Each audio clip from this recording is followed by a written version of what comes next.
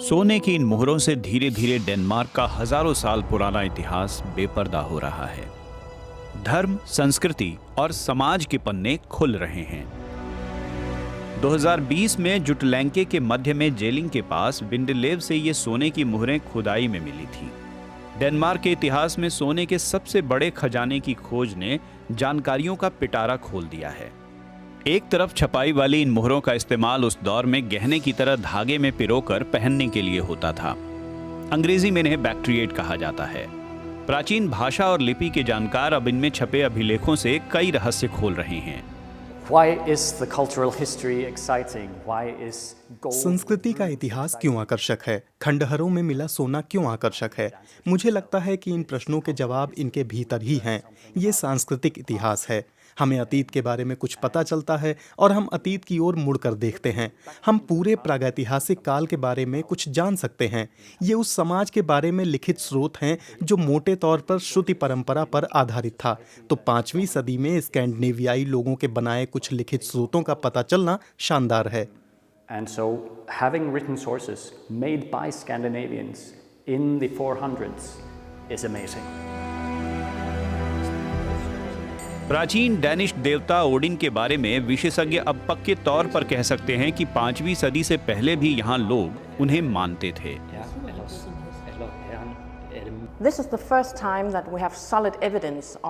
ये पहली बार है जब हमें भगवान ओडिन के 5वीं सदी में भी होने के पक्के सबूत मिले हैं।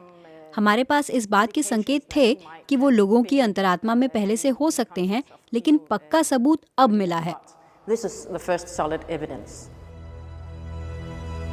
विशेषज्ञ कुछ शब्द और कुछ वाक्यों के अंश पढ़ने में सफल हुए हैं।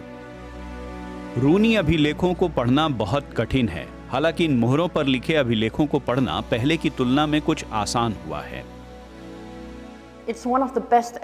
मैंने जितने रूनी अभिलेख अभी तक देखे हैं, उनमें से ये सबसे बढ़िया है।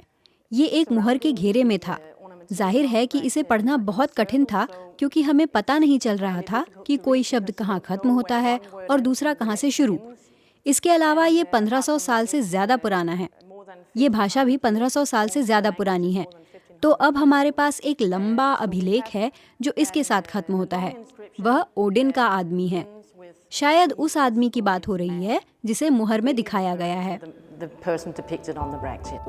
वैज्ञानिकों ने इसका मतलब निकाला है कि नॉर्से पौराणिक कथाओं के देवता को 5वीं सदी की शुरुआत में ही लोग जान चुके थे।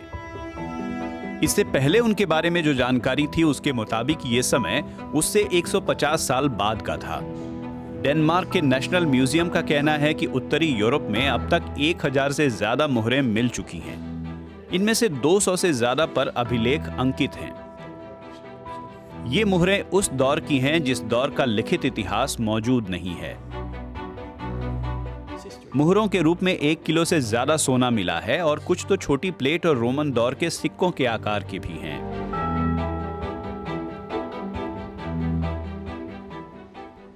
Because runic inscriptions are so rare. रूनी अभिलेख अत्यंत दुर्लभ हैं। इस वजह से हर रूनी अभिलेख इतिहास को समझने के लिहाज से बहुत जरूरी है, खास तौर से लौह युग, जिसके बारे में हमारे पास लिखित दस्तावेज बहुत कम हैं।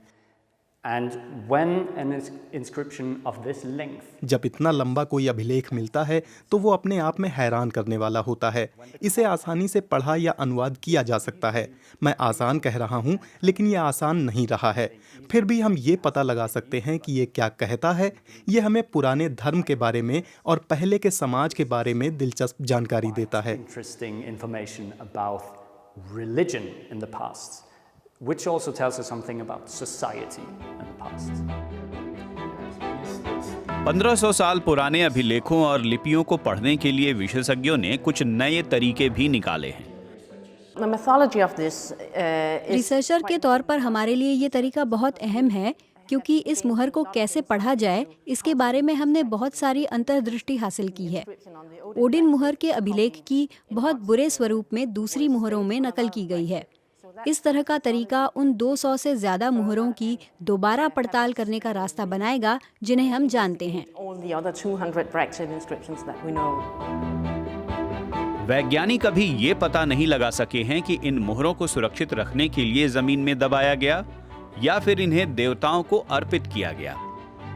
इतिहास नए नए रूप धरकर हमारे सामने आता है और पिछली जानकारियों को उलट-पलट देता है।